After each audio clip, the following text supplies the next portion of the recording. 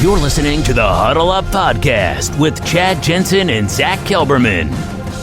Join Broncos Country's deep divers at milehighhuddle.com and sound off. And now it's time to drop some knowledge. Okay, we're live, but we got to let the stream breathe just for a second while we bring on Facebook, and then we're going to dive right in to the gut reaction. And what a gut punch it was. Welcome in, everybody, to the Huddle Up Podcast, presented as always by Mile High Huddle and powered by Overtime Media.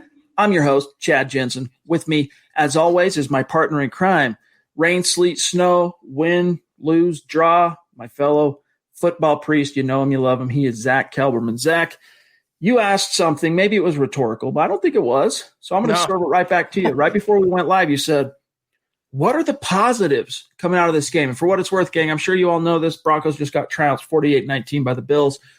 If you can find a positive in this game, what would it be? I wouldn't say any collective. I'd say individually, Noah Fant played well. Melvin Gordon ran pretty hard. Sam Martin had a good game. He's been the MVP of the season, arguably. Other than that, though, I mean, the defense, guys, we're going to get to Lock plenty in today's podcast, but Chad, the defense quit on Vic Fangio. That was one of the more poor defensive efforts we've seen in the Fangio era, and it reminded me a lot of the VJ days, the Miami Dolphins loss, those big blowout defeats where the Broncos just waved that white flag and didn't want to play anymore. That last touchdown punctuated, Chad, that Fangio might have lost his clout or authority or pulse of that locker room, at least on defense. Bad showing. I'm hearing a little bit of a weird sound on your mic. So, guys, as we're going, it might be on my end. More often than not, it's been on my end over these months. But if it persists, be sure to let us know in the chat stream. Zack, the turning point was the Drew Lock strip sack. You could see literally as the ball left Drew's hand, you could see the air just go out of him, like arms to the sky while he's literally still going to the ground. Like he knew what that meant. Yeah. And, of course, you can see Jerry Hughes pick up the ball and make that entire Broncos offense, which, granted, they're not, tacklers per se, but they are football players, make them look like the Keystone Cops while he rumbles it in for a touchdown. And that was it, man. That was where whatever sliver of hope, sliver of belief, sliver of confidence the whole team had left, that was it. Maybe they could have survived it if it wasn't a scoop and score, but the fact that Lock fumbled, they scooped, then they scored. It was a dagger that just got buried in the heart of the Broncos. And I agree with you. I'm trying to rack my brain here on a point in the Fangio era where it really felt like the team gave up. And maybe there was a point last year. I'm thinking of that first Chiefs game. But nevertheless, it felt like the team gave up. Now, there was one defensive triumph in the second half. It was getting that stop on 4th and 1. Other than that, dude, it was a complete bloodbath. That was a pride stop, Chad. And you know what? Even a broken clock is right twice a day. This was, we praised Fangio last week. We praised Fangio since the Dolphins game pretty much for his defensive game plans, and rightly so. But today, it didn't seem like he had the Broncos ready to play. It didn't seem like they had intensity. They were out-physicaled on both sides of the ball from the opening snap. And you can talk about the fumble 6 that Lock committed, but going back, what we talked about on halftime, when they forced a turnover, scored a touchdown, they got the ball back after a 3-and-out.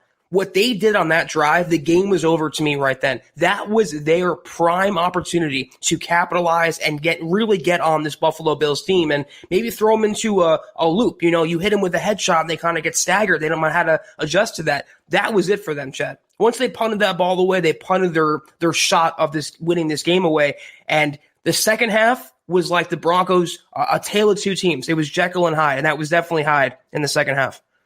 534 total yards did Vic Fangio's defense give up this evening. That's got to be a record. I don't know this for sure, but that's got to be the most since Fangio's been in Denver. 534 yards, 48 points. Now, Zack, you take away the scoop and score touchdown, and it's still ugly. It's 41 points you relinquished. And the Broncos, I mean, look, they made an effort at trying to keep up, putting a couple of scores on the board in the first half, but similar to going up against the Chiefs or any elite team in the league, the margin of error is non-existent.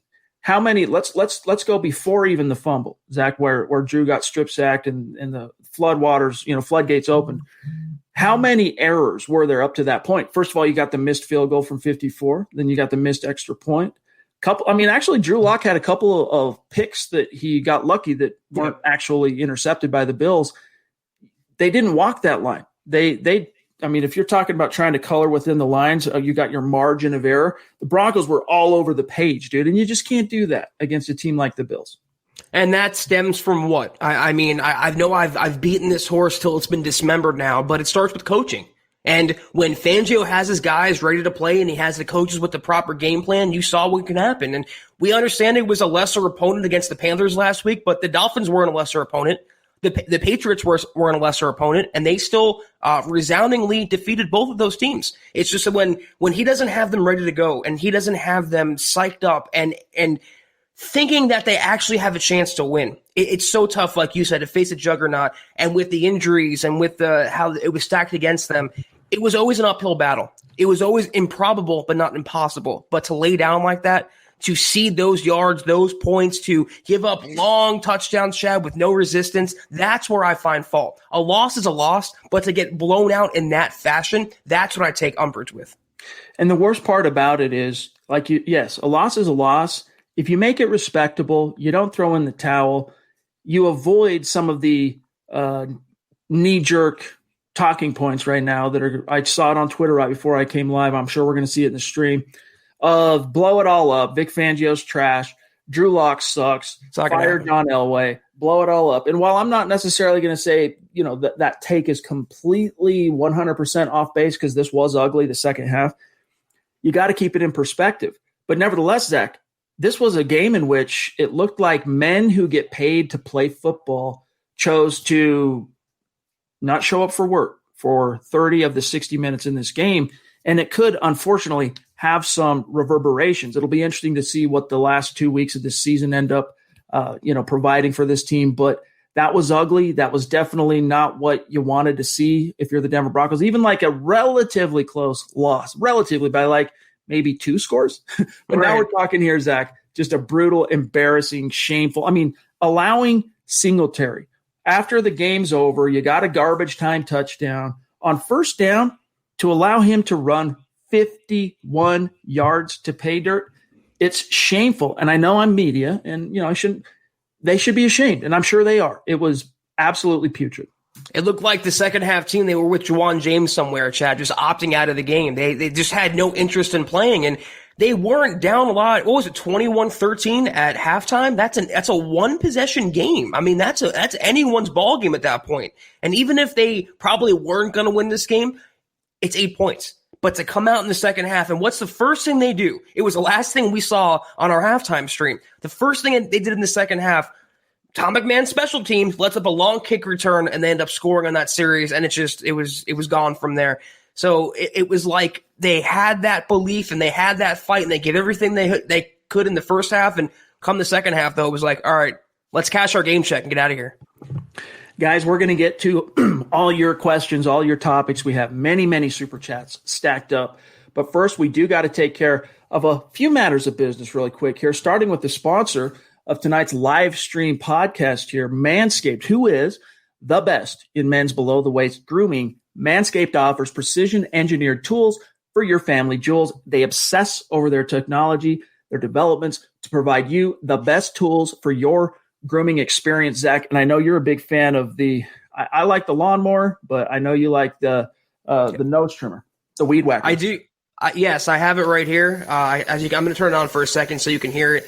I pimp this product every week, but rightfully so because I use it every week. And honestly, not to BS you guys, I'm going to use this right after the pod tonight. My nose hair is already growing back. That is the unfortunate truth and the uncomfortable truth about men, Chad, and men's grooming. Things grow back fast. We have hair in places that some people don't, and you have to take care of it. With Manscaped, it's easy, it's simple. It's luxurious. It feels good in your hand. It looks good. It's packaged well. It's a great company. Anyone who wants male grooming needs this Christmas, Chad, as a stocking stuffer, be sure to order. Promo code HUDDLE. That's right. Their engineer team has spent 18 months perfecting the greatest you-know-what trimmer ever. and they just released their new and improved lawnmower, which I'm going to turn on just for a second so you can see the light, which I love, that illuminates those hard to see, hard to get to spots when you're doing your own manscaping. And when we tell you that this is premium, we mean that these are premium products. The battery on the lawnmower lasts up to 90 minutes. That means you can take longer to shave. It's waterproof technology, so you can take it into the shower or the tub with you, whatever floats your boat. And again, one of the coolest features, that LED light illuminating the close areas. They've updated the 7,000 RPM motor with quiet stroke technology.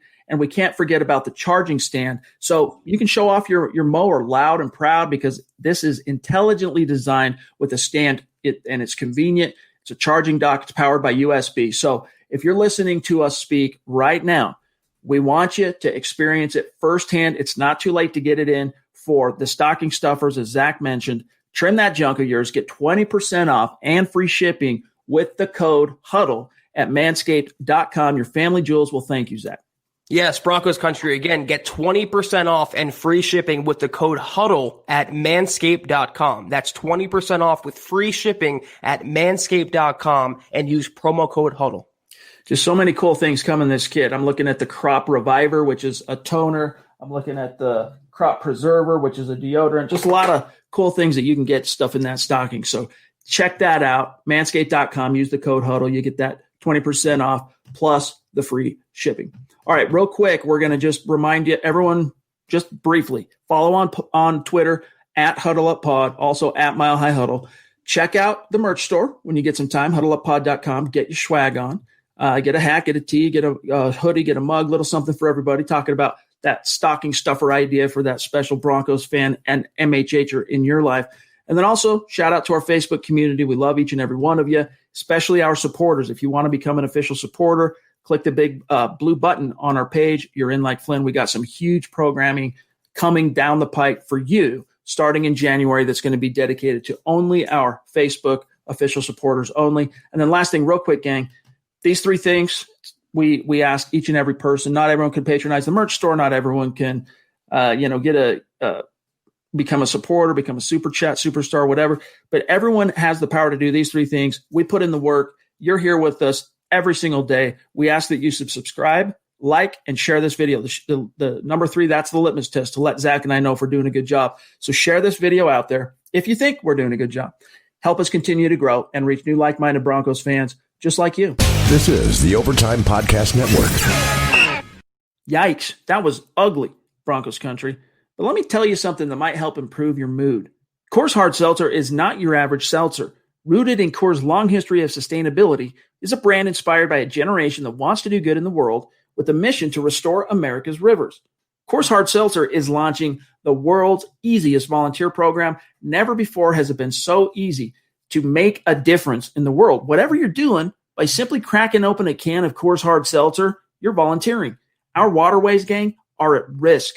80% of America's rivers are drying up, but through a partnership with Change the Course, Coors Hard Seltzer is helping to protect and restore America's rivers. Here's how it works. Each 12-pack of Coors Hard Seltzer restores 500 gallons of fresh water to U.S. rivers and the communities that depend on them. The results? 1 billion gallons of water restored to 16 river basins across the U.S., including the Colorado River, and that's just year one.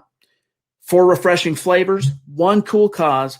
Enjoy naturally flavored black cherry, mango, lemon lime, and grapefruit. And the specs are in, gang. Coors Hard Seltzer is 4.5% ABV. And Zach, it's only 90 calories. Chad, I like all the flavors, but personally, I had the lemon lime with me today, and nothing takes the sting off quite like a Coors Hard Seltzer. It's my go-to for football season, non-football season, but after a tough Broncos loss, Chad, it definitely goes down a little better. So join the world's easiest volunteer program. By simply cracking open a can of Coors Hard Seltzer, you can volunteer to restore America's rivers. You buy Coors Hard Seltzer, you help restore 500 gallons of water into America's rivers. It is that simple. So visit CoorsSeltzer.com to find Coors Hard Seltzer near you. That's CoorsSeltzer.com.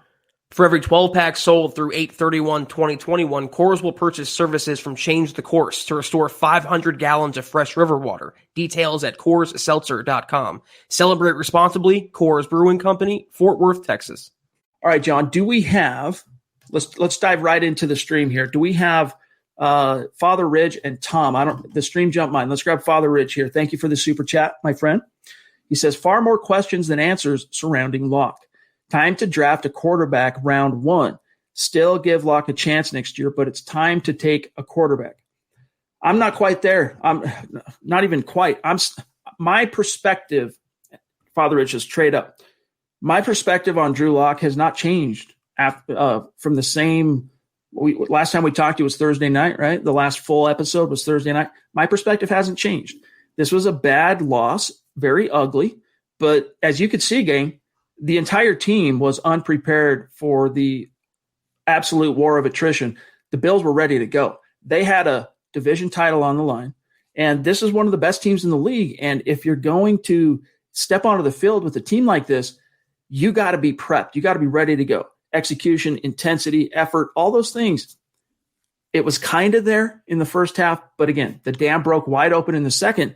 I'm not going to take a huge, ugly shellacking and throwing in the towel by Vic Fangio's defense as an indictment on Drew Lock. Now, Drew didn't play great today, but right. He wasn't like absolutely terrible. This isn't even close to the worst game we've seen from Drew this year, Zach. It's exactly the point I was going to make. I mean, even the most ardent Lock hater has to watch this game. And the bigger takeaway, Chad, the bigger culprit in today's game, you could talk about the special teams, but Fangio's defense. To give up, not just to give up points and yards to Buffalo. We all knew that was going to happen. It was the way in which they allowed those points and yards. And I saw a comment that I kind of agree with.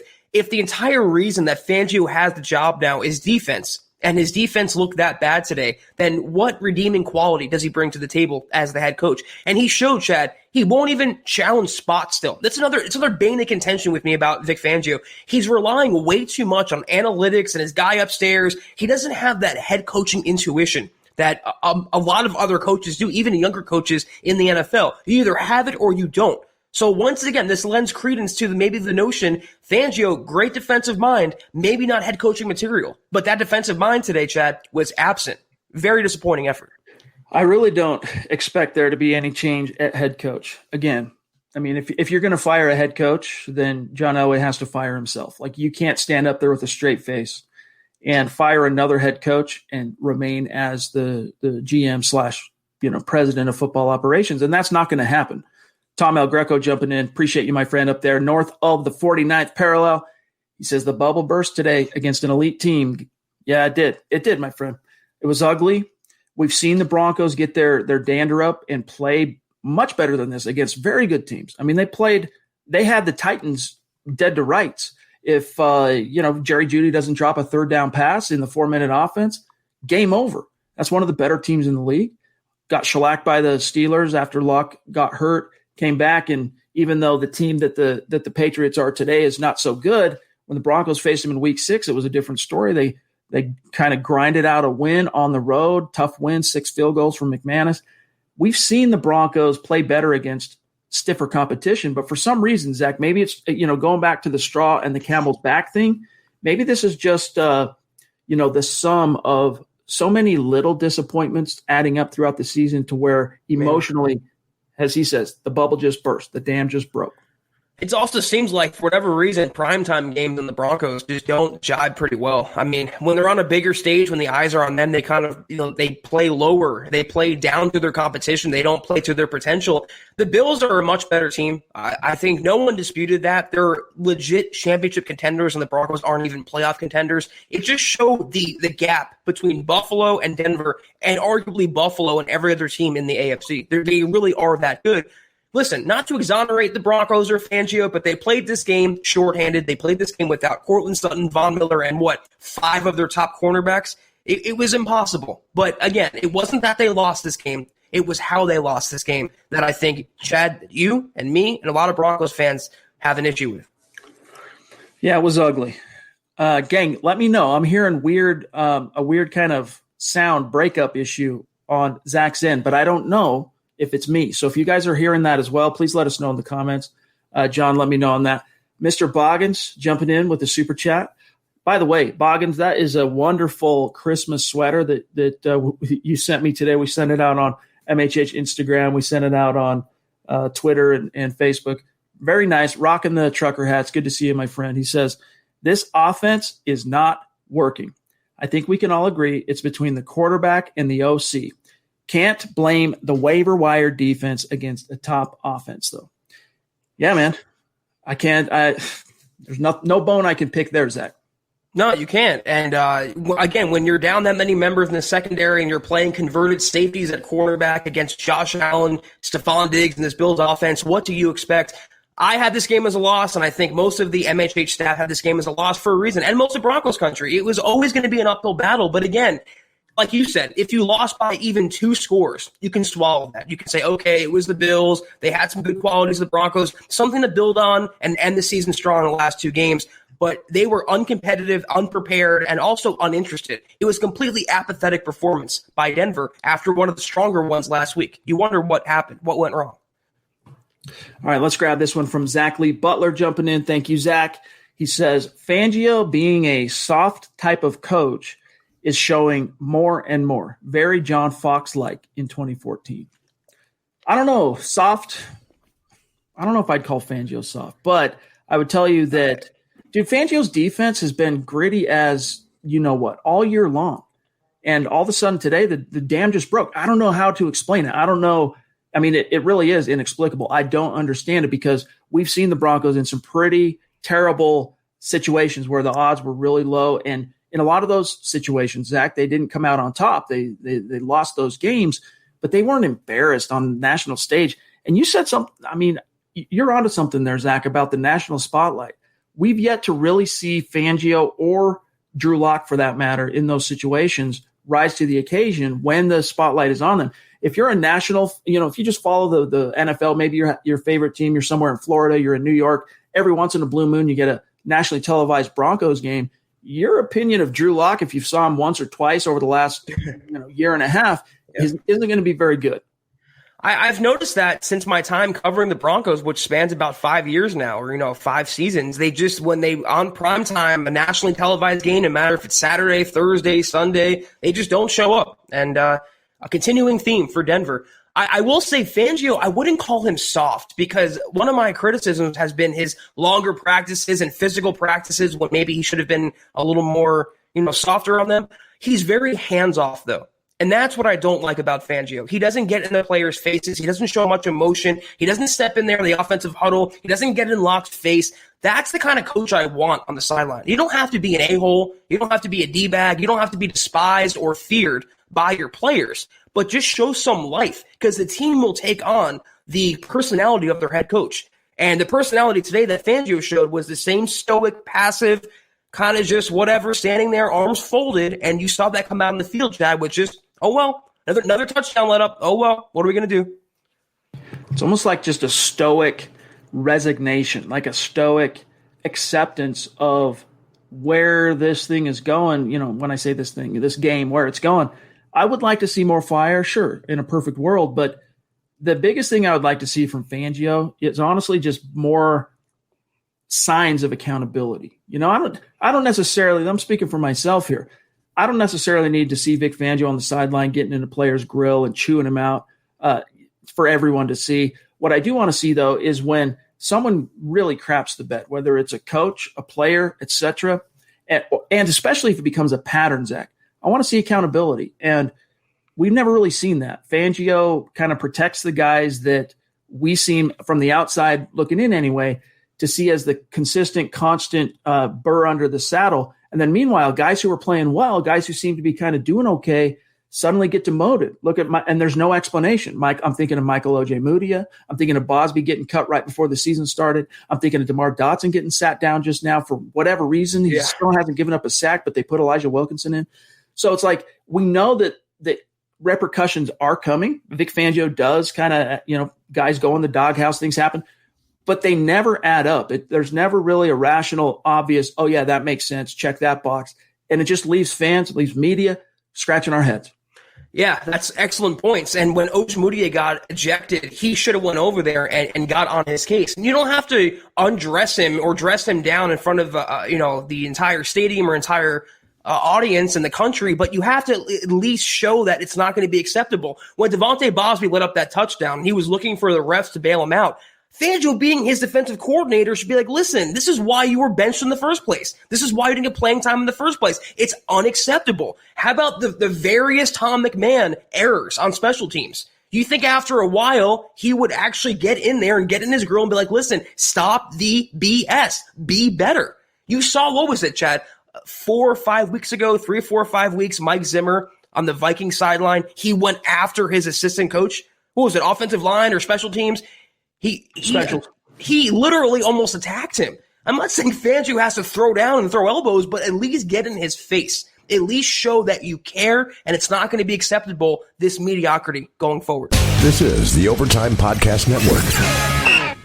All right, super here from John Houston jumping in. Thank you for the support, my friend. He says, 2 minutes left, 3 timeouts, we run the ball.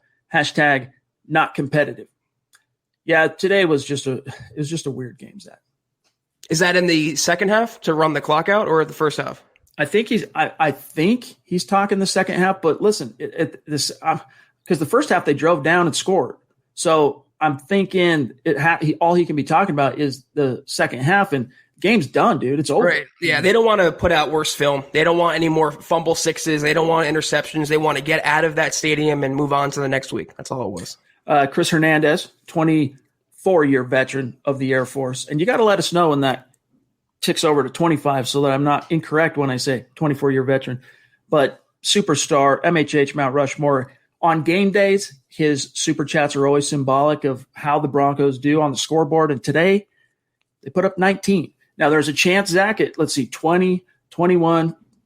They should have probably scored. If Brandon McManus plays this game, they're probably 24 points. Maybe more, because some of those missed things, like the field goal that he missed, the extra point, you never know where in these small turning points might be in the game that shift. Now, maybe those were too small to be really considered turning points, especially where 2 of them were extra points. But we definitely know that the missed field goal was a turning point because the Bills took a short field, drove down quickly, and scored. Bada bing, bada bang. So it was really kind of a 10-point swing for the Broncos. And Chris Harris, Zach says, tough loss. I mean, it's no guarantee, though, because McManus missed 2 extra points last week. So, I mean, no matter who played kicker this week, they were probably doomed for failure under Tom McMahon. The number 19, though, we appreciate it, Chris, but 19 other things I'd rather be doing than watching the Broncos today, Chad. Indeed. All right, we're going to grab a couple more super chats. Obviously, lots of super chats that are stacked up here. A lot more questions, things to be dissected on what happened today. And then we're also going to bring on for a quick segment because he's got things to do. But we stole his time here tonight because it's a game day, Mile High Insiders. And their pregame show today, by the way, very fun to watch, very refreshing. Maybe there's a model there. Maybe we, in 2021, maybe we start doing pregames on every single game day. So we'll see about that. But first, we'll bring on Luke here in just a second. First, though, we do got to take care of one quick matter of business, and that is, gang, drawing your attention to sportsbetting.com. As you know by now, gambling is legal in the state of Colorado, and here is what makes sportsbetting.com the go-to destination for any sports fan in all of Broncos country. Number one, you get sharp odds, you get low juice. They have their own in-house bookmakers. They're not a third-party provider of odds, which means you get reduced juice and the best prices, hassle-free bonuses that you can roll over after one time compared to other sites that make you bet it 5 to 30 times before you can roll it over or access that money. It's yours, that bonus money, after you bet it one time. Plus, anytime you're dealing with money, if you do need to talk to someone, you want to talk to a real person, and you want to talk to that person now. At sportsbetting.com, you get 24/7 live customer support, and it's always a real person in the United States. But here's the kicker. At sportsbetting.com, you can get a 100% risk-free week of sports betting up to $1,000, and it's not just one bet, it is all of your bets. The way it works is this. You play for a week, you make your bets. If your losses exceed your winnings at the end of the week, sportsbetting.com will cover 100% of that difference up to $1,000. So head on over to sportsbetting.com/milehighhuddle, sportsbetting.com/milehighhuddle, and capitalize on a risk-free week of sports betting up to $1,000. All right, let's real quick, very quick segue here. I want to bring on Luke, who's I want to pick his brain on a couple of things here. Well, can you grab it, John? For some reason, the way it's hold on. Let me do it. There he is. There he is. Luke Patterson. Well, there and gone. Bring him back on. There we go. All right. I don't know what's going on. There he is. Well, hold on. Is he going to hold? There he is. Luke Patterson, one of the co-hosts, Mile High Insiders. Luke, that was brutal. We want your take real quick on, well, really, what's your number one takeaway? Because as Zach and I said at the top of this show, we're really struggling to find even one positive thing to take into Week 16 with regard to these Broncos. What's your takeaway here as the Broncos just get shellacked and embarrassed by the Bills? This team is out of control, guys. It's that simple. And for a head coach that hangs his hat on being a defensive mastermind, when you see Alexander Johnson getting a flag on Josh Allen for a late hit, you start to see, Michael Ojemudia, who's already, has his hands full getting ejected. I'm starting to see these things, and you just see a total collapse. I'm also feeling a lot of resentment because, I had to hear from Mark Schlereth and everyone else this week that the Broncos could have had Josh Allen. And that's a very annoying narrative because you can't go back and change history. But the fact that there were more media members up there in Laramie, Wyoming than Broncos coaches just goes to show you that there's a huge disconnect with finding talent at the quarterback level. Although I think Drew Lock showed some improvements with climbing in the pocket today, slightly going through some progressions, showing his athleticism on the run. He's a turnover machine, guys, and the fumble that just killed the team. You guys talked about it earlier, and from there the energy it just dropped. Zach, is this a team that is completely out of control? I mean, this was bad, but do you concur? I think it's a team that doesn't have a leader. They're kind of a rudderless ship right now, floating in the vast ocean of NFL, irrelevancy. And until they have that guy at the top, the supreme leader, which would be the head coach, everything won't fall into place. I'm right there with Luke. It's not just, again, they lost. It's the stupid mistakes. It's the undisciplined plays. It's the ejections and the late hits and the long touchdowns and the breakdowns. You should see that maybe in week 1 or week 2. We're in week 15 now. It's December 19th. Why are we still seeing the same rookie mistakes and the same bad coaching or lack of that we saw last year and earlier this year? You talk about, Drew Lock progressing. It's all about Lock's development. What about Vic Fangio's development? What about Vic Fangio's progress as a head coach? That's going backwards almost every single week. So Lock's not the only one taking, one step forward, but 4 or 5 back. This is the Overtime Podcast Network. Luke, now its best case scenario is Broncos finish 7-9, which would match, of course, what they did last year. If that's how it shakes out, if the Broncos finish 7-9, what do you foresee happening in John Elway's end of the season press conference? Does he have Vic Fangio sitting next to him? That all depends, Chad. I've been saying it for weeks. Embarrassing losses, things happen. Coaches get fired, players get benched. Things happen. This is undoubtedly an embarrassing loss. By no means does that mean Vic Fangio will be fired tonight or by the end of the season. But can you imagine 2 more games against the Chargers and the Raiders like this one? I mean, I'm not projecting that to happen, but I'm just saying, would you feel comfortable with every single position, let alone your head coach and starting quarterback heading into the 2021 season? I think that depending on the results, there could be possible turnovers. And in no way am I suggesting that the turnovers at the coaching level or the quarterback level is the answer. But at some point, the excuses for Drew Lock and the turnovers, they're no longer valid, in my opinion. All right, well, we'll see how it goes. It's going to be really interesting to see how the Broncos close out those final 2 games, both divisional games, see if they – if this is some kind of watershed moment, whether good or bad in terms of the way this season finishes. But Luke, thanks so much for giving us a few minutes tonight, my friend. And we look forward to whatever you got cooking up. I'm sure you got some stories that you're going to be diving into coming out of this thing. So thanks for giving us some time of yours tonight and also for letting us slide in and handle the gut reaction. Yeah, you guys are the best. Chad, Zach, go Broncos, and get at the Huddle Up pod. Y'all kick butt. Appreciate you, brother. You, Luke. Thank you. See you. All right, we've got some super stacked up, including from Mark Langley, bona fide superstar, showing some serious, I guess some Christmas generosity. I don't know. Mark, we love you, bro. Appreciate it's the eggnog we need right now, Chad, after that Broncos game. Maybe spiked. Maybe. Definitely. Most def. Get yourself maybe little Coors Hard Seltzer in there. Maybe, drop it in. Mark, we love you, bro. I mean, it just blows us away. Thank you, bro. Yes. Thank you, Mark. Oh, sorry, John. Throw that back up. Christian, one of our superstars. He's a lifeguard in Vegas, in enemy territory. It is now enemy territory anyway. Appreciate you, my friend. He says, all our problems start from the very top. We really need a new owner ASAP. Going to be very hard to get back on top without a permanent owner. Yeah, but that's not going to be resolved for at least a year. So, one thing Luke said there about, the end of the season, can you imagine if the Chargers game and the Raiders game shakes out the way this Bills game did? Do you see that being a real possibility, Zach? Because to me, just based on the tenor and tonality and the shape, the complexion of this season up to this point, this felt more, and I'm not trying to make excuses, but this felt more like just a weird watershed, more like an outlier where it was just it was the opposite. Not the opposite. It was Murphy's Law. What could go wrong went wrong, especially in the second half.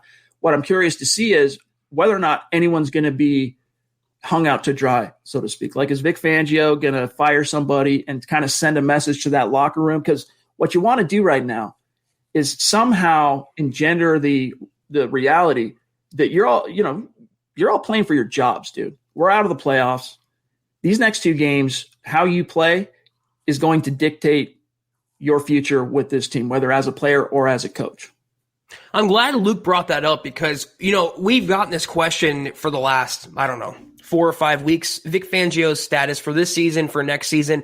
And the only thing we said, the only possibility of him getting fired this year was they get blown out of every game they play. And I'm with Luke. I don't think they're going to get blown out by any means against the Chargers and the Raiders. I think they can actually win both those games. But if they do, if they play like this, the next two games, both divisional games to close the year, you at least have to have the conversation of, okay, is he the guy? If he's brought in and kept for his defense, why is his defense collapsing? What other redeeming quality could he bring to the table?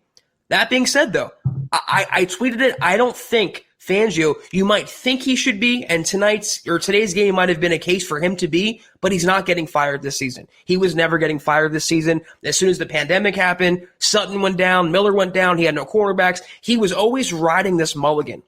So that's how I feel about it. I think he's safe. There's always going to be a scapegoat. It reminds me a lot of McCarthy in Dallas. I mean, he arguably could be fired too. There's a case for him to be fired, but he's going to fire his defensive coordinator and save his own ass. It's the same thing Fangio is going to do. He'll fire Tom McMahon, maybe not Pat Shurmur, but he'll fire someone on that staff just as a scapegoat. He's safe, though. That's the reality of the situation. If you're looking for a scapegoat and your name is Vic Fangio, after everything that has been, appreciate you, Flyfish, after the way this season has unfolded, Tom McMahon sure makes for a convenient scapegoat.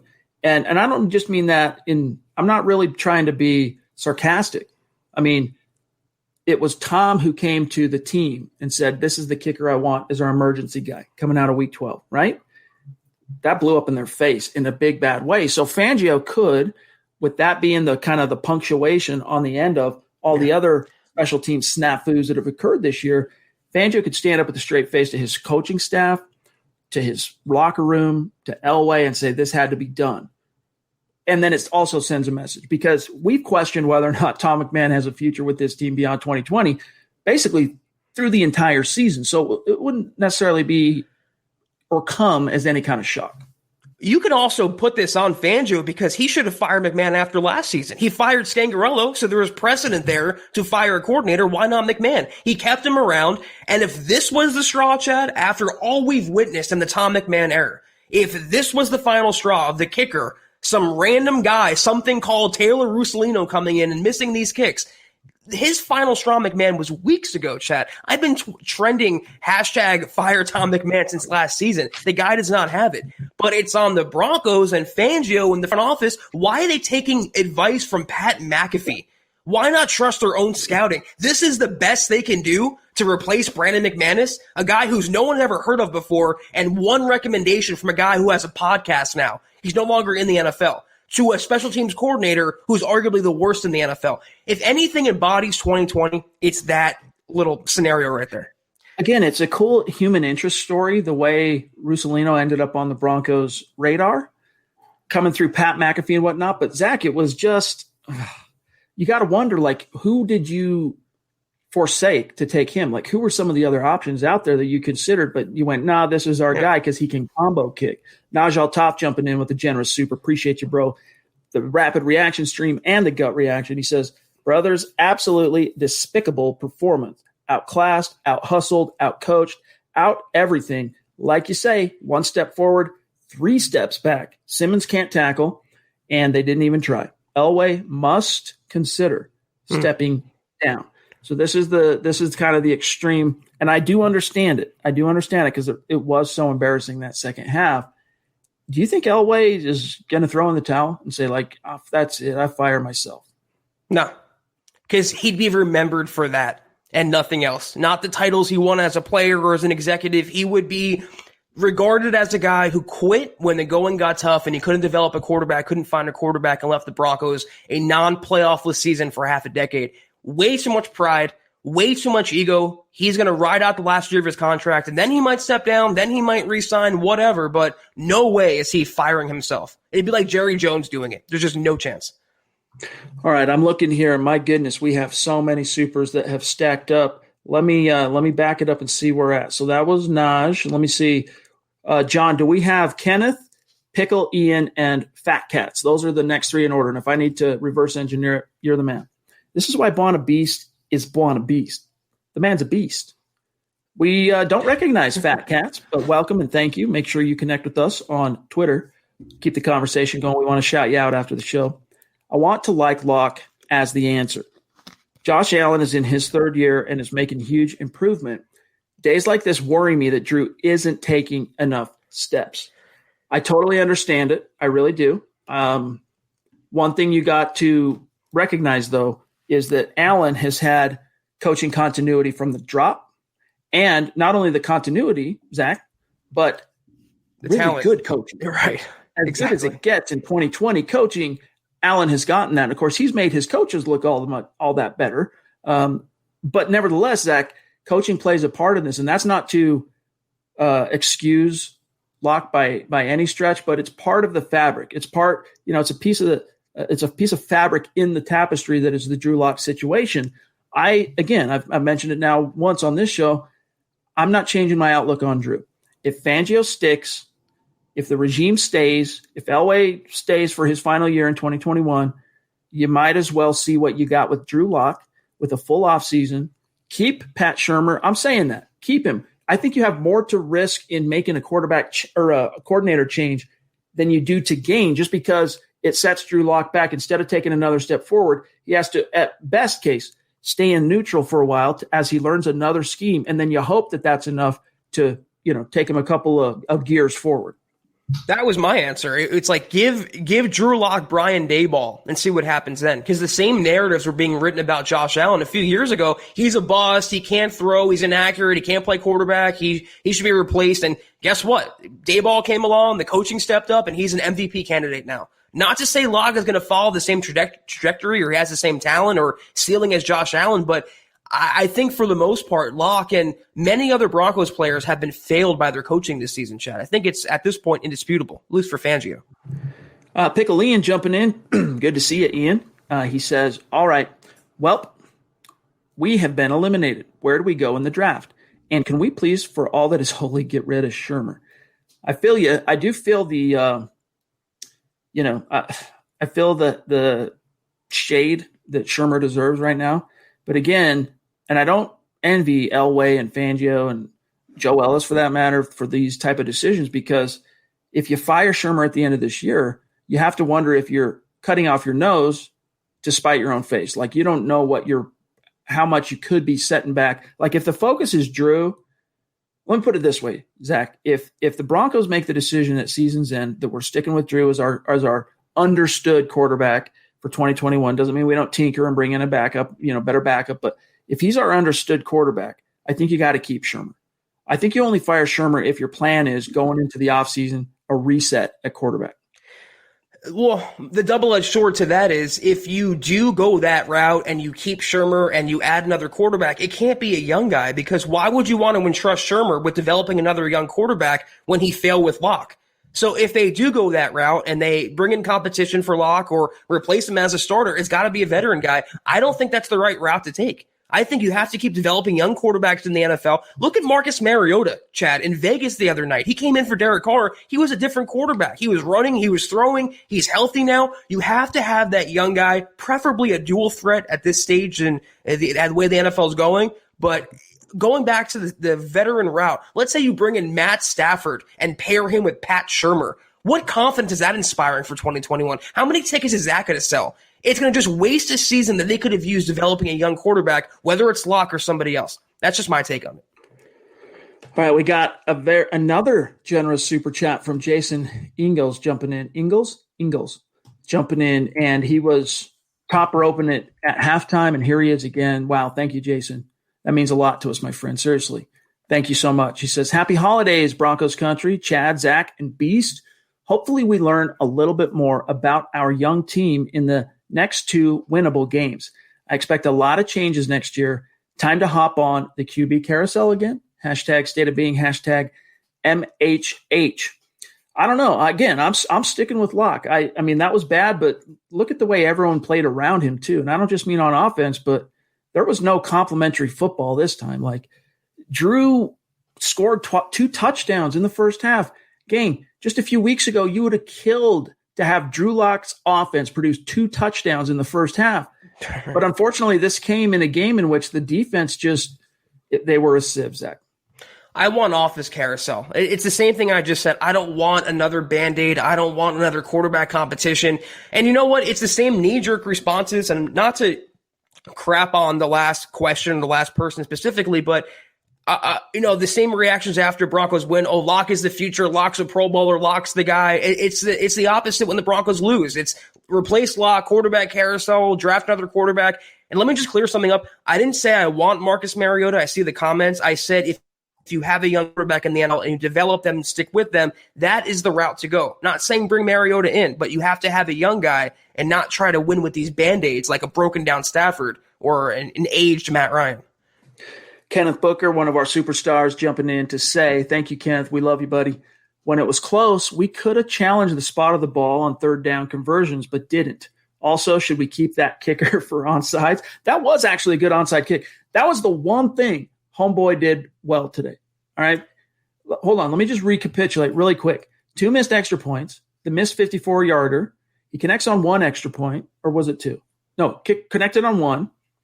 And then also a dagger to open the third quarter, Zach, in Mile High against one of the most dangerous returners in the game. He short kicks it. He kicks it to Andre Roberts on the 1, and he returns it 53 yards. Those are all the bad things he did. The one good thing he did was kick it's hard to get an onside kick the way the new rule changes are, Zach.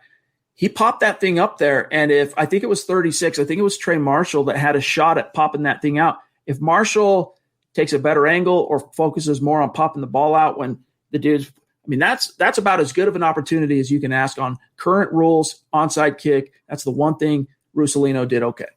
But wasn't that on a re-kick, though? Wasn't there a penalty on the first attempt, and he had to redo it? I think that's what it was. But, I believe, and you know what, maybe it was the case, but Chad, ultimately, considering how bad he was at the few jobs that he had, he was like the Nathan Peterman of kickers. I have never seen someone lay an egg and they have one central job. You can't nail an extra point. I mean, you've been a kicker, I'm assuming most of your professional life. It's all the same thing. You're kicking a ball. You can't do that? Come on. Get out of here.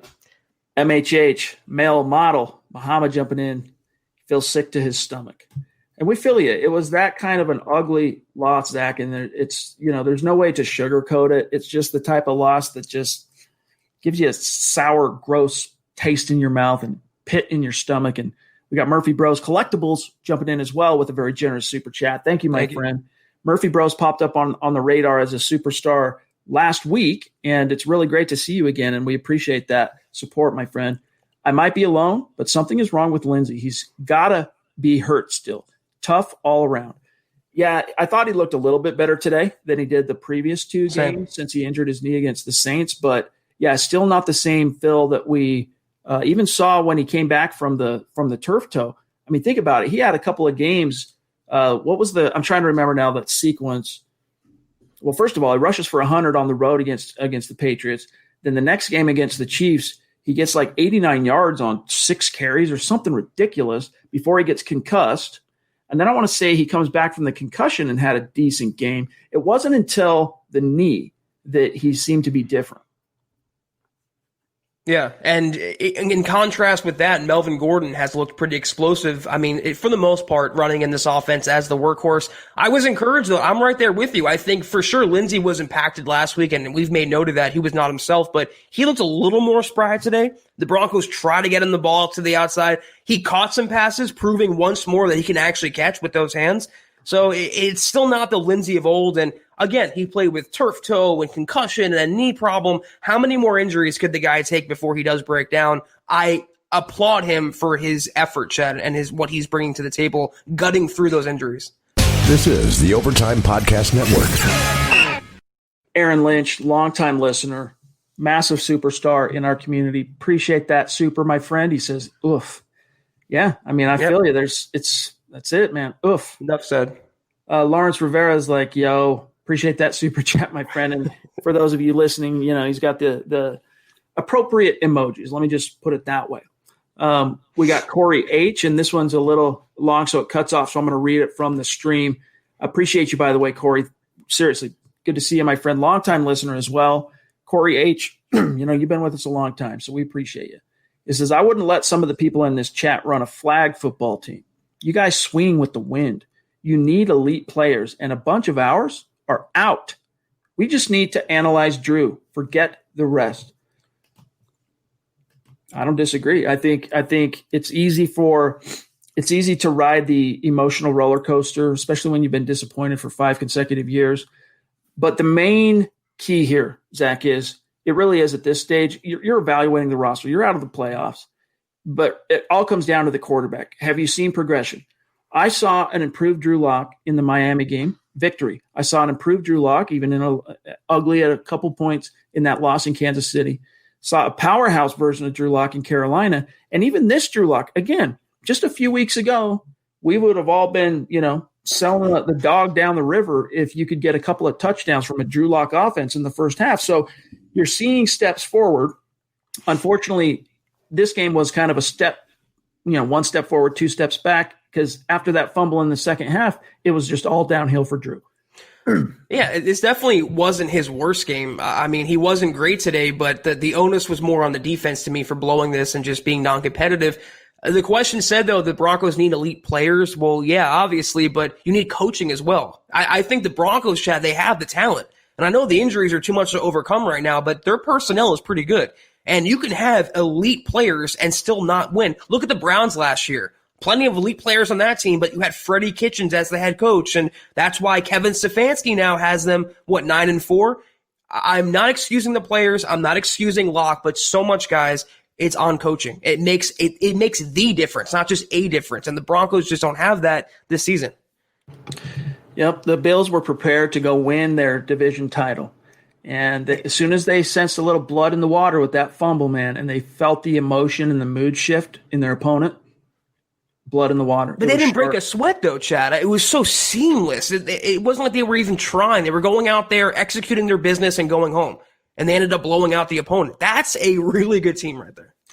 Josh Allen produced 5.5 football fields of offense today. I mean, unbelievable. Wow. They just got trucked. Scott Rinaldi jumping in. Good to see you, Scott. Appreciate that super chat. And make sure you connect with us on Twitter so we can shout you out after the show and welcome. He says injuries virus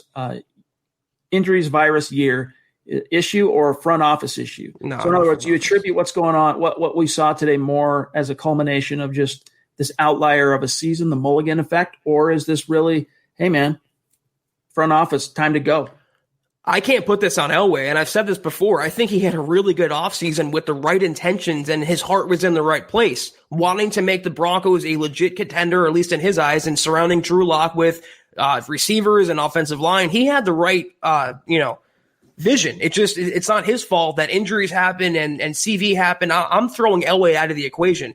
What happened this year was injuries for sure, the pandemic to a lesser extent, but also coaching. That it really is what it comes down to, Chad. The coaching failed the players failed the coaching, and injuries were just the cherry on top. That's what it was. Kevin G jumping in. Thank you, my friend. He says, Locke still looks lost after his first read. Dink and dunk can only work for so long. Seems like he still wants to run after a good pocket. Kicker, garbage. Yeah, the kicker is definitely forgettable garbage. He had his chance to make it, make a splash in the league, and he definitely botched it. But one thing definitely absent from this game, Zach, and without seeing the film, I can't speak with authority on exactly what might have led to this, but on the surface, it just seems like decision-making on Drew's part and or Shermer's part, there were no shots downfield. There were no shots to try and, peel that second and third level of the Bills defense off and away from the line of scrimmage. And even if you don't connect on them, you got to take a shot here and there just to let the opponent know that, hey, this could happen. It backs off the defense. It gets some people out of the box, and it makes the opponent respect your offense a little more, for sure, Chad. And it seemed like last week they were using the short passes to set up the long pass, which is the right approach. Great approach by Shermer and Drew Lock, but they were using the short passes today to set up nothing. And one thing that I was saying in the first half, I tweeted this, I didn't have much of an issue with the play calling, but the third down play calling, no matter if it's 3rd and 3 or 3rd and 10, why low percentage passes down the sideline that give Noah Fant, whoever the receiver is, no shot of getting it? What about a quick header over the middle? What about a screen? High percentage, keep the chains moving, let the defense rest, and hopefully put up more points. So again, when Locke used his legs and broke the pocket, it was more exciting and more effective to watch the offense. But like you said, to take no deep balls, no deep shots against even this defense, it's a failure, again, in game planning and situational management and coaching. Flyfish Hunter with a super chat. Thank you. We do appreciate you, Flyfish Hunter. If you're on Twitter, reach out. Who would have guessed Josh Allen was the pick at 5 for Denver? Sure didn't seem to be at the time. Here's the thing people have to remember, and it was obviously wrong. This thought process, this logic was wrong. But if you go back in time to that draft, 2018 draft, the Broncos, John Elway was only 2 years removed from a first-round investment in Paxton Lynch and was still holding out hope that he could come in that summer, even though they had just paid some money to Case Keenum, and show out. Well, what ended up happening was he faded and faded quick. Chad Kelly shined that summer, and Paxton Lynch was cut at the end of training camp. That if Paxton Lynch, Zach, is not on the roster when the Broncos go into that 2018 draft, I guarantee you the pick at 5, maybe it wasn't Josh Allen, but it would have been one of those available quarterbacks, probably though, Josh Allen. Yeah, it's revisionist history, guys. I mean, I was not a Josh Allen fan. I told you this, Chad, before we went on tonight. I was not that big of a fan of the guy. I didn't think he had it to be an NFL quarterback. And boy, he proved me wrong. He proved a lot of people wrong. I thought Bradley Chubb was a great pick, and he was deserving of that pick in his rookie year. He almost set the sack record, came back strong this year. I can't blame Chubb or that draft and the Broncos not having a quarterback or Paxton Lynch. They try with Locke. They try with a couple other guys, and they haven't succeeded. That's all it is. For what it's worth, those of you who've been with MHH a long time, you know that we were pounding the table for quarterback. We were pounding the table. I know Nick Kendall was amongst the Rosen Brosen. Thank God that didn't happen. He wanted Josh Rosen. I was at that stage, I would have been good with either Rosen or Allen. I wasn't really thinking Lamar. I'll be frank. I'm not going to lie.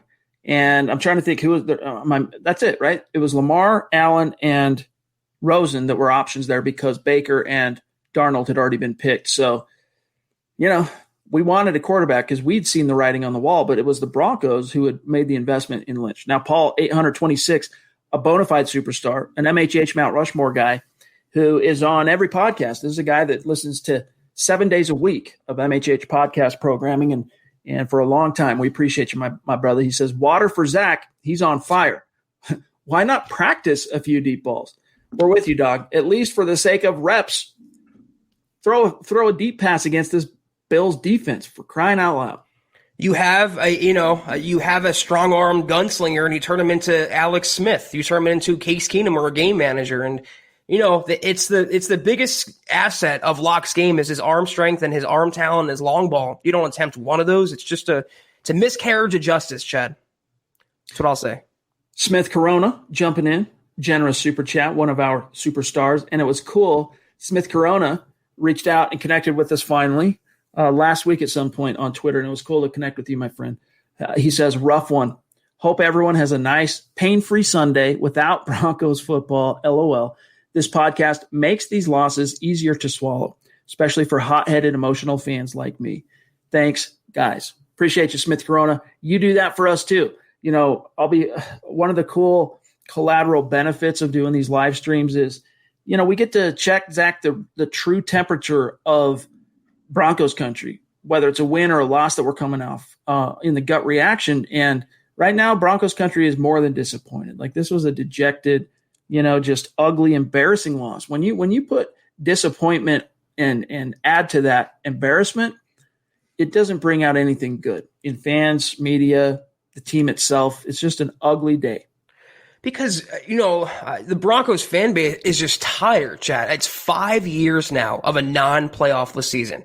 And I mean, it's not just that they're slowly getting better and slowly turning the corner. And even it seemed like the Bengals, I mean, take away Zach Taylor, Joe Burrow, they have some talent, some pieces there. They look like they're turning the corner. The Giants, Washington, they're teams that are still bad, but they have upside. They're developing. They're getting better. Since 2016, they've gotten worse and worse and worse and worse and worse. And I don't blame humans or fans at all for reacting emotionally, Chad, to an emotional game and an emotional loss. It's completely normal.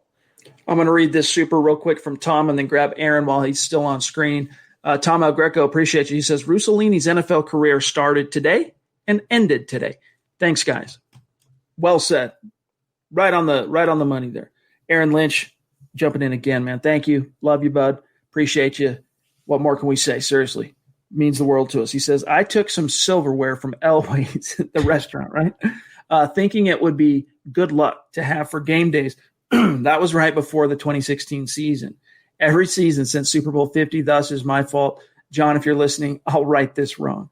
It's like poltergeist. Is that what it was?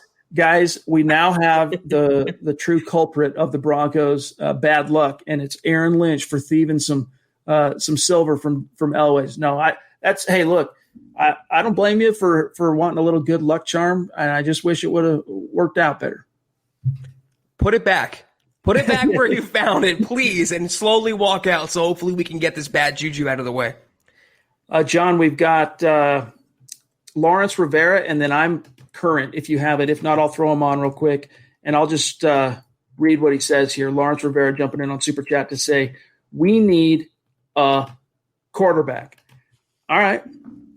Yeah, I would say you need a coach and a quarterback, a few other things, but yeah, it's just one of those days. Male model, MHH male model. That is Muhammad jumping in again. Love you, bro. He says Luke in the house. # smooth killer. Appreciate that, smooth my brother. Criminal.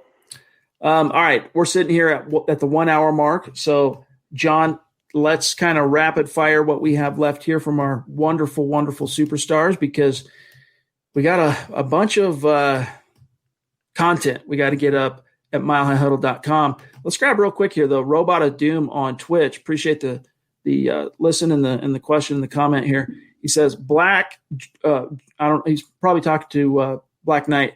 Drew is a good quarterback. You don't think if we were healthy, we'd win more games? I bet we win against the Titans in week 1. Definitely against the Steelers week 2. We could have won so much if we didn't get hurt. You know it. I do agree that, I agree that it's not just players getting hurt. Like, look at just this last stretch, for example. You can live without a Sang Bassi if Bryce Callahan doesn't get hurt. Maybe you can survive Bryce Callahan getting hurt, Zach, if A.J. Bouye doesn't get a 6-game suspension. It's one thing after the other. What I'm getting at, though, is it's all the best players, all the most proven, established players that the salary cap dollars are all invested in. They're not on the freaking field in 2020. So it's like, what more do you expect?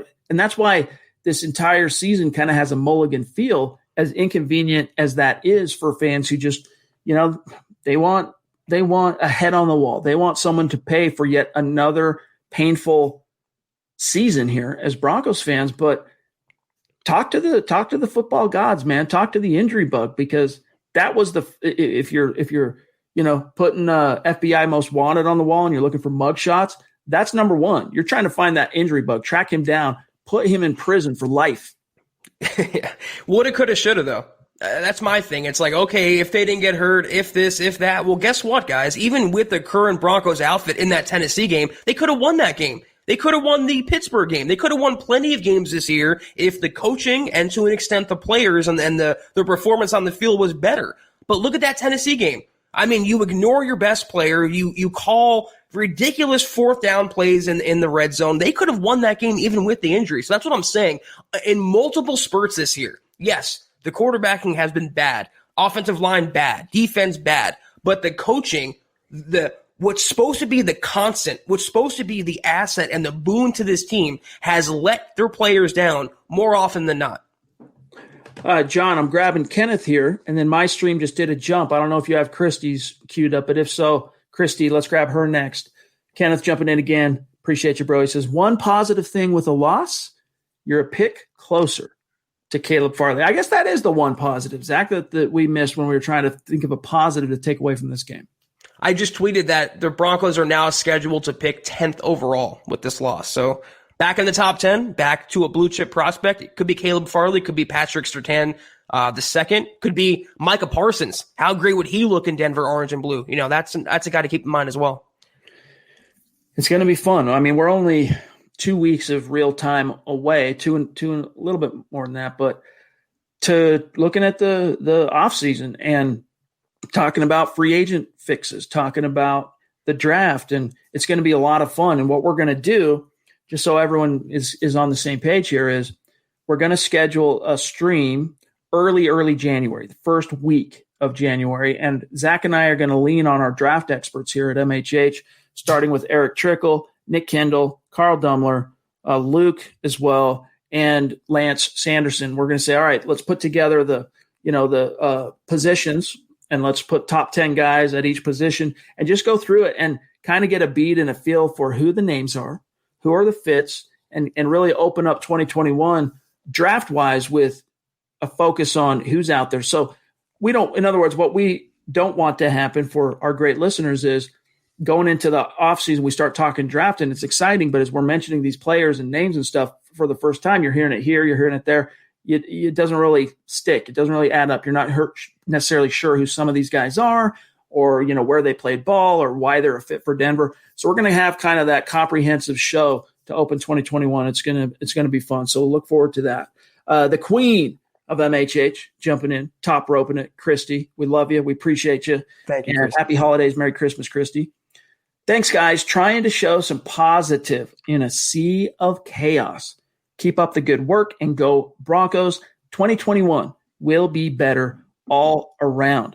I agree. And it's interesting, Zach, last night late, I was going through some of the media quotes availability from Thursday that the Broncos send us, which shout out to Broncos PR. They transcribe all those press conferences, send it to us so that we can have the quotes right on hand, use them on our stories. And they do a lot of work behind the scenes that help publications like us out.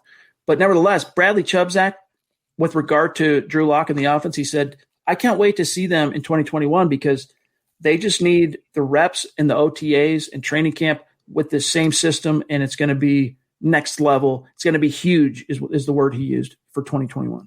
Yeah, the queen hath spoken, I guess, Chad. And I agree. I mean, again, we all say, the grass is always greener and wait till next year. It's always the credo of being a Jets fan, wait till next year will be better. But this is legitimately the case. I mean, you bring back a healthy Broncos team and their two best players and Von Miller and Cortland Sutton, and hopefully you have some stable quarterbacking and coaching. This is a playoff team. And Chad and I will continue to defend that take and die on that hill for as long as necessary.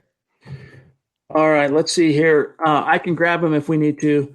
Do you have Tom? Do you have Tom's? If not, I'll grab Mark real quick. In fact, let me just grab Mark. And then we got Kenneth, Brett, Joe Valdez as well. Been waiting patiently. Brett, very generous super chat, my friend. That means a lot to us. You're not a name that we recognize, and so we assume that You're one of our great daily listeners and even live stream viewers. And, sticking that big toe in the water for the first time on Super Chat. So thank you. We do appreciate you, my friend. Make sure you connect with us on Twitter. And welcome, Brett. Thank you. Joe Valdez jumping in. Appreciate you, Joe. Same message to you. Connect with us on Twitter, my friend. He says, what are your thoughts on Shurmur's play calling? Shurmur's play calling today, for all the progress he showed last week and even the 2 weeks prior, Zach, he lost it. He lost the plot today. I can't explain it. And a lot of it, it's going to be contingent on looking at the All-22 film, which we'll probably get Tuesday, maybe Monday, since this was a Saturday game. But it just wasn't good. He lacked any real feel for this game, and he sure as hell did not put his players in the best position possible to succeed, including his quarterback. No, I think he was like a D+ today. And the only reason he was that high is because of the first half, where it wasn't that bad. But even then, I mentioned the third down play calling, the low percentage passes, and the 3-and-outs, no rhythm, no creativity, being vanilla again, no deep ball attempts with Drew Lock, which is incomprehensible to think about. It's just, again, it's Pat Shurmur being Pat Shurmur. And yeah, I agree with you. There was some positive momentum the last couple weeks, but poof, it's gone now. Kenneth Booker wants to know, why didn't Fangio challenge on those third downs? This is the only explanation. Rarely do field position challenges pay off for coaches. And so in that vein, that conservative, I fear more loss than I do have hope of gain. Human beings are motivated by two things: hope of gain, fear of loss, and that pendulum, whichever way it kind of swings, tells you what type of person anyone is, especially a coach. For Fangio, he's more of a fear of loss guy. And so he goes, look, I'm probably not going to win these field position challenges. I'm not justifying. I'm just telling you the thought process. I'm probably not going to win these challenges. So I want to save those timeouts. I don't want to lose those timeouts. I guess missing for Zach completely the fact that those timeouts aren't going to help you. You're getting blown out, dog. Remember in Tennessee, though, he took the 3 timeouts to sleep with him that night, Chad? It also shows your team that you have their backs. You think that the refs got it wrong, that the player stepped up. And after that second non-challenge by Vic Fangio, what did Sean McDermott do? He challenged the spot of the ball on the goal line. Even if you're wrong, it's just you have to have the intuitive nature of being a head coach, not to trust the analytics or what a computer tells you or what the guy upstairs tells you. Trust your own eyes and your own intuition and throw the flag. Take a chance. And also push the envelope whenever you can. Push the envelope. Mark Langley, appreciate you, my friend. He says, Merry Christmas, guys. And I stand by Locke. He needs reps. Don't hate the hater, hate the game. Amen, brother. Appreciate you, Mark. Merry Christmas to you, Mark. Yes. Love you, buddy. To you and yours. Give our best to the missus, to your son, to the whole Langley fam. Naj jumping in again. Love you, bro. Really appreciate that support. He says, brothers, I've been following the Broncos since 1984, and I can't recall a 5-year span as disheartening as this. Just don't see the light at the end of the tunnel. I remember the days teams feared Mile High. That mystique is gone. Naj, there hasn't been a 5-year span as disheartening as this from 1984 to current time. I mean, you have to go back to the 60s to find one, a 5-year gap like that comes close. This is definitely, in the modern history of the team, the lowest point, and there's no getting around it. No, and that's what I was saying earlier. It's like Broncos fans, and to an extent, were spoiled. I mean, with, if not championship success, then consistent playoff success or consistent winning record success. There has been, exceptions every now and then, but Chad, it's been consistent year in and year out. And they went from being a 9-7 team in 2016, the first year post Peyton Manning, to being, 5-11, 6-10, 7-9. It's the same dreadful record, non-playoff-less season, no quarterback, no upside, no ceiling. That's the perception. I'm not saying that's the reality. That's the way the fan base sees it. It's just they're a nobody franchise right now. They're a rudderless ship floating in the ocean, and some of that is true, and that's the disheartening part. All right, we got about 5 minutes till I got to dip out because I'm recording a video, sit-down conversation with Kim Becker that's going to be hitting YouTube and milehighhuddle.com here in the very, very near future, like in less than an hour from now. But Jay Boss jumping on. Appreciate you, Jay. Look at how depleted we are. They are a defense. They are a D-hop Hail Mary away from winning 8 straight.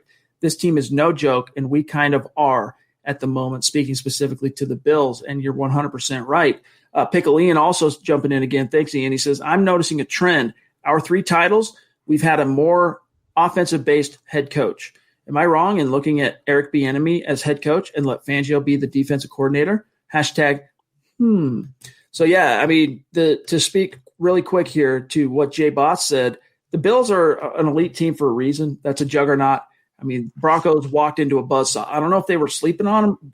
I don't know how to explain that. Right. How could they gave up.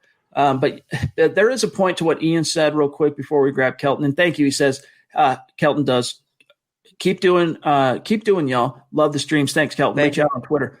But Ian's point about the whole offensive thing, it's not just that all 3 titles came with an offensive-minded head coach.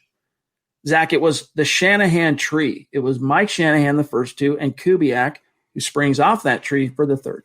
Yeah, and here's the thing, though. For any Broncos fan who thinks that Fangio would step down and be the defensive coordinator, it doesn't work that way. It's either you have Fangio as the head coach or you have Bieniemy as the head coach if you fire Fangio. You can't have it both ways.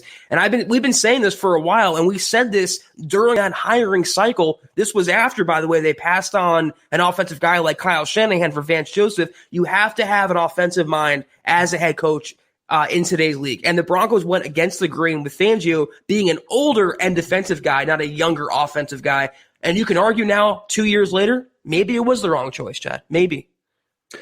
Super sticker from Muhammad. Wow, dude. Thank you so much. I mean, that means the world to us, my friend. And let me tell you, we're going to be grinding for you and for our entire community all through this weekend. We're going to be grinding all next week. We'll let you know tomorrow what our plans are for kind of the Christmas weekend as far as programming is concerned. But this is what allows us to do that. Support like this from Muhammad and from all of our superstars. It means the world to us, my friend. And we appreciate you more than we can say.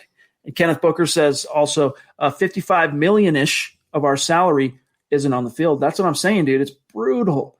I mean, it has just been brutal. And you saw today, I use this a lot. You guys are probably sick of hearing me say it, that Fangio has been the little Dutch boy with his finger in the dike, plug one hole and another one springs open. Today, Zach, it showed that all 10 of Fangio's digits in the dike, all of his toes as well, and then not touching that one. 48. 48 new holes pop open today. You just don't have any more digits, dude. I mean, you could maybe come up with one, but still, that's 47 shy. It's the Huddle Up Pod After Dark, folks. Holden Adams, love you, buddy. Jumping in on a super. He says, just got off. Show the box score. Got to have patience and faith in the team. Everything that could have gone wrong this year did. On to 2021. Denver Broncos for life. MHH is the best pod. Thank you, man, I love that spirit.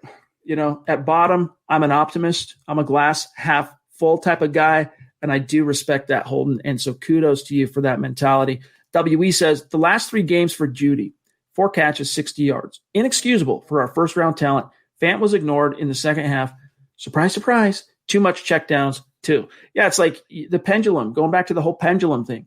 Drew Lock never taking what the defense gave him underneath, always going for the throat. That changed in Carolina. And you're like, yeah, but he also balanced that with the deep shots.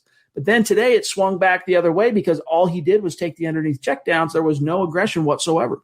Yeah, and that's, again, it's when you coach Lock the right way and coach these offensive players, young guys, the right way, it just seems like there's a disconnect in philosophy, maybe even rooted in the age gap, Chad. Maybe this is the reason why that Scangarello, a younger guy, and T.C. McCartney, a younger guy, he was like 29 last year, he resonated with the young quarterback and the young players like Noah Fant, Drew Lock, even to an extent Phillip Lindsay. But you have Pat Shurmur, who's 58, 59 years old, and he's coaching up 21-year-olds and Jerry Jeudy. And not only that, he doesn't understand what they want, what they need, how to coach them, how to maximize them. There's just at least in my opinion, a major disconnect between coaching and the players.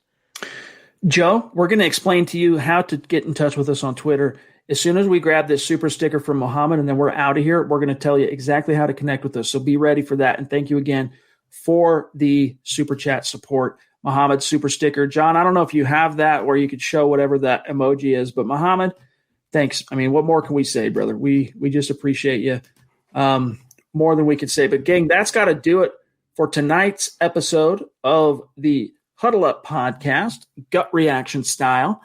Thanks to each and every one of you for giving us an hour and 17 minutes of your time, whether you're with us live, and a lot of you are going to be listening to this after the fact as a podcast.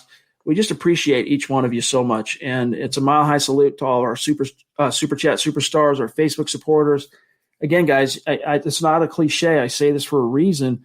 That support allows Zach and I and all of the podcast guys and the video focus that we do, it allows us to be able to do that. And so it's like, community funded content. It's on you guys, and we appreciate that because it allows us to do that. But here, going back to Joe, here's how you connect with us on Twitter.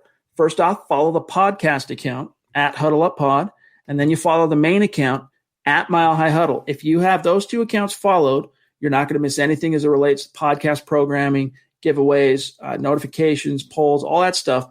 And then if you follow Mile High Huddle on Twitter as well, you miss nothing as it relates to Broncos news and analysis, all of the articles from Zach and myself, and all of the great writing staff at MHH. And then also we want you to connect with us as individuals on Twitter. My partner, Zack Kelberman, at Kelberman NFL, myself, at Chad and Jensen, and then our producer, Buona Beast. On Twitter, though, it's at John K. MHH. That's K-A-Y, at John K.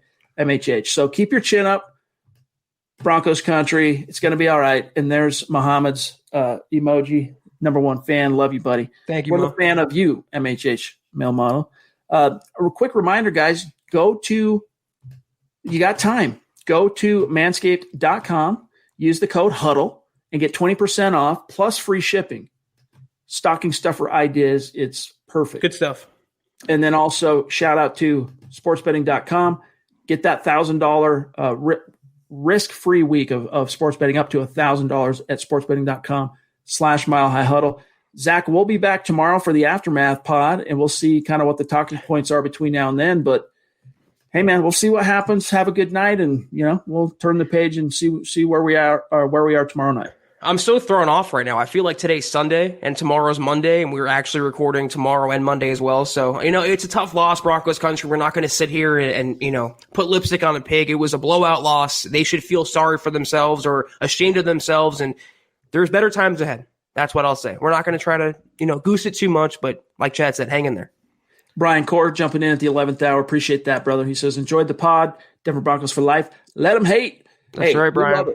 Seriously, let them hate. Today was bad. Broncos got exposed, but to those same fans that right now want to throw Drew back to the Wolves, think of that Tim Tebow blowout ugly loss to the Detroit Lions, right? Comes in and wins a squeaker on the road at Miami, and then comes back home and just gets embarrassed by a pretty average, not good Detroit Lions team. And then they come back and go on a run. So, that was a different time. It's not apples to apples, but sometimes games are outliers. Sometimes they don't mean anything more than what the scoreboard showed. Sometimes they do. And only time will tell what this game, the meaning of this game really is. But for Zach Kelberman, I'm Chad Jensen. Love each and every one of you. We'll see you tomorrow night, 6 p.m. Mountain, 8 p.m. Eastern.